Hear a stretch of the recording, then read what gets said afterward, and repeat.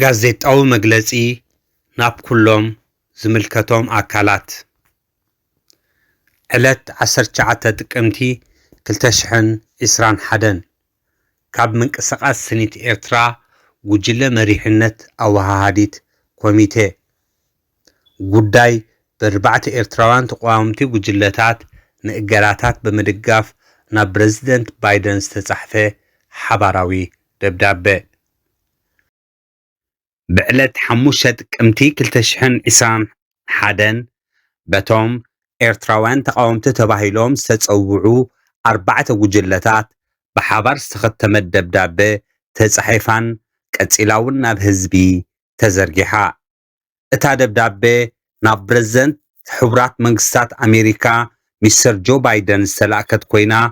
ነቲ ብምምሕዳር ባይደን ናብ ልዕሊ መንግስታት ኤርትራን ኢትዮጵያን ተኣሚሙ ዝተወሰነ እገዳታት ትድገፍ እንተኾነ ግን ኣብታ ደብዳቤ ዝለዓሉ ኣዝዮም ዕቱባት ሕቶታት ኣለዉ እቶም ሕቶታት መበቆላዊ ኤርትራዊ ምንቅስቓስ ስኒት ከምኡውን ብስኒት ዝፍለጥ ነቲ ኣብ ኤርትራ ዘሎ ስርዓት ዝቃወም ፖለቲካዊ ምንቅስቓስ ጉጉይ መደምደምታ ከምኡውን ዘይቁኑዕ መረዳእታ ወይ ፍርዲ መታን ከይህሉ ኣብዚ ናይ ሎሚ ጋዜጣዊ መግለጺ ከልዕሎምን ከነጽሮምን ዘለዎ እዮም እቶም ሕቶታት ስዒቦም ተዘርዚሮም ኣለዉ ሓደ ካብቶም 4 ከተምቲ ናይታ ደብዳቤ ንነብሱ ስኒት ኤርትራውያን ኢሉ ዝጸውዐ ብኣቶ ሰንጋል ወለትንሳኤ ዝተወከለ እዩ እዚ ውልቀ ሰብ ሎሚ ኣባልቲ መበቆላዊ ምንቅስቓስ ስኒት ኤርትራውያን ኣይኮነን ከምኡውን ኣባል ኣወሃዲት ኮሚቴ ጉጅለ መሪሕነት ወይ ኣባል ኣካላት ባእታ እቲ ምንቅስቓስ ኣይኮነን ንሱ ምስ ሰለስተ ካልኦት ኣባላት ማለት ዶክተር ሳራ ዕቁባይ ወይዘሮ ኣበባ ኣብርሃም ንወይዘሮ ገነት ብርሃነን ብወለንቱ ካብ ሓላፍነቱ ከም ኣባል ኣወሃዲ ኮሚቴ ስኒት ካብ ኩሎም ንጥፈታትን ስኒትን ተሰናቢቱ እዩ እቲ ወለንታዊ ስንብታ ብዕለት 28 ሰነ 2021 በኣቦ ወንበር ስኒት ዶክተር ሳላሕ ኑር ብዝተላእከ ደብዳቤ ተፈጺሙ ስለዚ ኣቶ ሰንጋል ንነብሱ ከም ወኪል መሰረታዊ ናይ ሓፋሽ ውድብ ኤርትራውያን ንዲሞክራሲያዊ ለውጥን ግዝኣተ ሕግን ኣብ ኤርትራ ኢሉ ከፍልጥ ወይ ክገልጽ ኣምሰሉ ኮይኑ መሰረት ዘይብሉን ዘይቁንዑን እዩ ንሕና ኣባላት ስኒት ነቲ መግለጺኡ መርመም ወይ ትርጉም ዘይብሉ ኮይኑ ንረኽቦ እቲ ሓድሽ ስኒት ኤርትራውያን ዝበሃል ብኡኡ ዝምራሕ ጉጅልኡ ኣብ ውሽጦም ኣብ ወጻኢ ዘለዉ ኤርትራውያን ከም ናይ መሰረታዊ ሓፋሽ ውድብ ዝኾነ ታሪክ ዘይብሉን ተሰሚዑ ዘይፈልጥን እዩ ንሱ ነቲ ኣብ ዝሓለፉ ልዕሊ 3 ዓመታት ዝነጠፈ ምንቅስቓስና ጉሩምን ጽቡቕን ዝና ዘለዎ ስምናን ንኸቢድ ጻዕርናን ሞያውነትናን ሓቀኛ ታሪኽናን ከም ሓደ ሓቀኛ ናይ ሓፋሽ ውድብ መታን ምስቶም ነታ ደብዳቤ ዝፈረሙ ካልኦት 3 ውድባት ክጽምበር ክብል ይብለጸሉ ኣሎ ኣቶ ሰንጋል ካብ ስኒትን ኩሉ ንጥፈታት ስኒትን ስለ ዝተሰናበተ ንሱ ብዝኾነ መንገዲ ወይ ቅርጺ ኣብ ዝኾነ ኣጋጣሚ ወይ መድረኽ ንስኒት ክውክል ወይ ከም ወካሉ ኮይኑ ተመሳሲሉ ክቐርብ ሕጋዊ ስልጣን የብሉን ንሕና ነቲ ናይ ጉጅልኡ ስም ሕቡእ ስልማታዊ ለውጢ ገይሩ ንስምና መቕድሑን ምሳና ሓደ ውድብ ወይ ምንቅስቓስ ከም ዝኾነ ኣምሲሉ ምቕራቡን ንቃወም ስኒት ናይ ገዛ ርእሱ መሰረት ውሽጣዊ ሕጋጋት ዓመታዊ ወቕታዊ ዋዕላታት ናይ ኢንተርነት ሰሚናራትን ሓያል ህላዊ ኣብ ሜድያን መምርሒ ጠባያት ስራሕ ዝምርሓሉን ዘንብረሉን እምነትን ብብቕዓት ልዑል ክእሎት ዘለዎም ውልቀ ሰባትን ዝቆመት ጋንታ መሪሕነትን ክፍሊት ዝገብሩን ዘይገብሩን ኣባላት ውድባዊ ሕሳብ ባንክ ኣብ ሕቡራት መንግስታት ኣሜሪካ ዝተመዝገበ ናይ ቀረጽ ወይ ታክስ ቁጽሪ መንነት ከም ዘይመኽሰባዊ ውድብን ጉጅለ ሕጋዊ ኣማኸርትን ዘለዎም እዩ ከምኡውን ናቱ ናይ ዩቱብ መትረብ ቻነል ናይ ፌስቡክ ገጽ ናይ ኢሜል ሕሳብ ብኣማይ ዝቁጸሩ ኣባላት ብኣኽብሮታዊ ዓለማዊ ሰዓብትን ወከልትን ኣብ ዓለማዊ ፖለቲካዊ መድረኽ ኤርትራ ከዓ ህቡብነት ኣለዎም። ብተወሳኺ ሓደ ካብቶም ቀንዲ ዕላማታት ምምስራት ስኒት ኣብዚ ግዜ እዚ ንኤርትራውያን ገጢምዎም ዘሎ ብድሆ ጉድለት ወይ ብኩራት ምትእምማን ፍታሕ ንምርካብ ነበረ። ስለዚ ስኒት ነቲ ቅዱስን ደርማስን ዕማም ንምክያድ ከይተሓለለ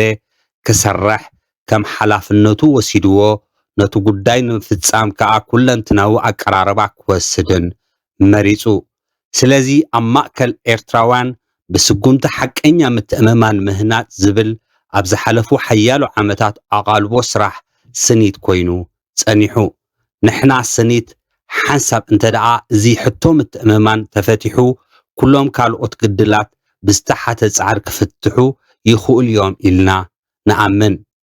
ገለ ካብቶም ካብዚ ምስረት ኣትሒዙ ስኒት ዘካየዶም ኣገደስቲ ስራሓት 4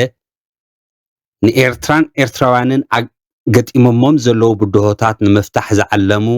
ፍሉያት ሰነዳት ምጽሓፍ እዩ። እዞም ሰነዳት ዕላማታት ለውጢ፣ ስሩዕ ዝርርብ እናካየዳ ለውጢ ናብ ዲሞክራሲ፣ ኣብ ኤርትራ ዝተማሓየሸ ኣድማሳዊ ኣዋጅ፣ ሰብኣዊ መሰላት፣ ምስ ኩነታት ኤርትራዊ ኩንነት ከም ዝሰማዕ ጌርካ ዝተዳለወ ሓባሪ መንገዲ ማለት ሮድማፕ ኣብ ኤርትራን ዘለዎ መልካዊ ስርዓት ንምስዓርን ንምእላይን ሓደ ስሙር ኤርትራዊ ሃገራዊ ዲሞክራሲያዊ ሓይሊ ንምፍጣር እማመ ንመሰጋገሪ እዋን ኣብ ኤርትራ ዘገልግል ቅዋም። ኣባላትናን ደገፍትናን ንዓና ከም ተኣመንቲ ሓላፍነታውያንን እሙናትን ይርዩና። ኣቶ ሰንጋል ከዓ ነዚ ጸንሐና ሓያል ዝናን ዝርዝር ዘካየድናዮም ዓወታትን ኣበርኩታታትን ካባና ብዘሕፍር መንገዲ ክጨውዮ ይደሊ ኣሎ። እቲ ዘስሕቕ ነገር ኣብታ ዝተጠቕሰት ደብዳቤ ኣቶ ሰንጋል ነቲ ስኒት ኤርትራውያን ተባሂሉ ዝጽዋዕ ጉጅለ ከም ትእምርቲ ማለት ሎጎ ዝተጠቕመሉ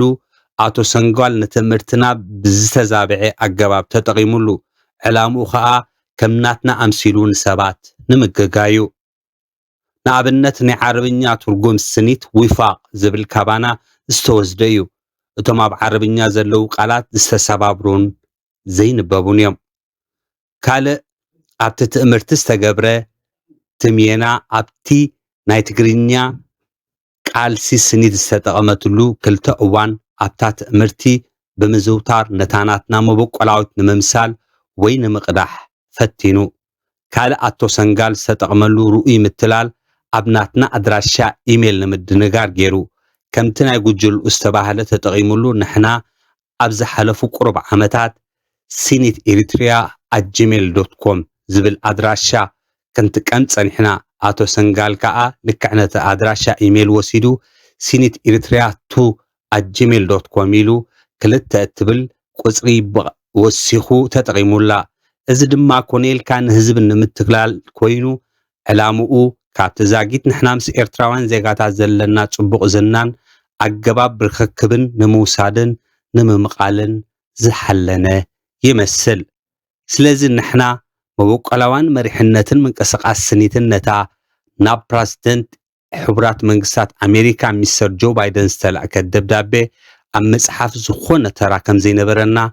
ብወግዒ ነፍልጥ። ኣቶ ሰንጋል ወልደ ትንሳኤ እዩ በመዝማዚ ኣገባብ ንጽቡቕ ስምና ኣብታ ደብዳቤ ዝተጠቕመሉ። ኣብዚ መድረኽ ኤርትራውያን ምንቅስቓስ ስኒት ንኹሎም ኣብዚ ዞባዊ ግጭት ዝተሳተፉ ብዘለዉ ልሂቃን ዝፍጸም ዘሎ ዑደት ጎነፅ ኣትሪሩን ብዘይምውልዋልን ይኹንን